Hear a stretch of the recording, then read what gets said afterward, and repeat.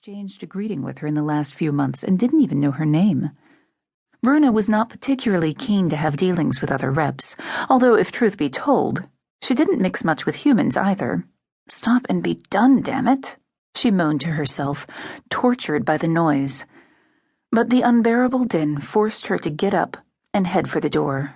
"What's up?" she mumbled. The neighbor's fist stopped mid-blow and she jumped back, startled by Bruna's sudden appearance. She turned sideways, as if she were about to run off, and fixed Bruna with a distrustful look of her left eye. An opaque, yellowish eye split by the striking vertical pupil of the rep's. "You're Bruna Husky." It didn't seem to be a question, but she answered anyway. "Yes?" "I have to speak to you about something very important." Bruna looked her up and down. Her hair was tangled, her cheeks were smudged, and her clothes were dirty and wrinkled, as if she'd been sleeping in them. Not unlike what Bruna herself had just been doing, to be fair. "Is it a work-related matter?"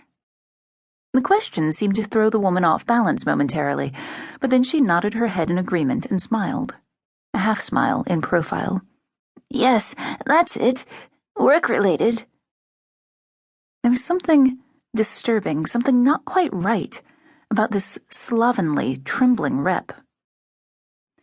Bruna weighed up the possibility of telling her to come back another day, but her hangover was killing her, and she sensed that turning away a person so clearly full of nervous tension would prove much more difficult and more tiring than listening to her. So she stepped back and let her in. "Come in." The android obeyed. She walked with short little hops, as if the floor were burning hot. Bruna shut the door and headed toward the kitchen area. She felt dehydrated and urgently in need of a drink. "I've got purified water. Do you want to—" She didn't finish the sentence because she somehow sensed what was about to happen. She started to turn around, but it was already too late. A wire had been wrapped around her neck and was beginning to strangle her. She put her hands up to her throat, where the wire was biting into her skin, and tried to free herself, but the woman continued to tighten it more and more with an unexpected determination. Fatally attached to one another, assailant and victim moved around the room in a frenetic dance of violence, banging into walls and overturning chairs as the loop kept tightening, and Bruna started to run out of oxygen.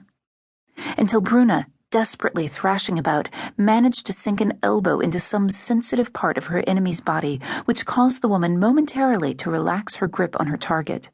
A second later, the woman was on the floor, and Bruna had immobilized her by falling on top of her. It was difficult to do, despite the fact that Bruna was a combat replicant, and hence bigger and more athletic than most.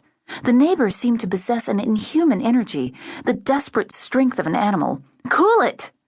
shouted Bruna, enraged.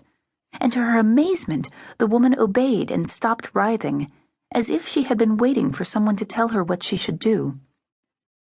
They eyed each other for a few seconds, gasping for air. "Why did you do this to me?" asked Bruna. "Why did you do this to me?" babbled the android. There was a deluded and feverish look in her cat-like eyes. "What have you taken? You're high." "You people drugged me. You poisoned me," moaned the woman, and she started to cry with profound despair. "We people? Who are we?" "You techno-humans. Reps. You kidnapped me. You infected me. You implanted your filthy things to turn me into one of you. Why have you done this to me? What had I ever done to you?" Her moans had been increasing in volume, and now she was shrieking like a woman possessed. "The neighbors are bound to complain again," thought Bruna, irritated. She frowned with annoyance. "What's behind all this idiocy? Are you mad or just pretending to be? You're a replicant too. Look in the mirror. Check out your eyes. You're a techno-human like me, and you've just tried to strangle me." The woman had started to shake violently.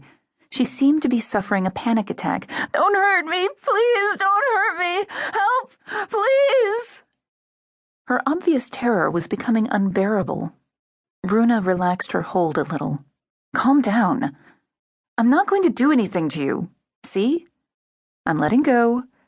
If you stay calm and still, I'll release you."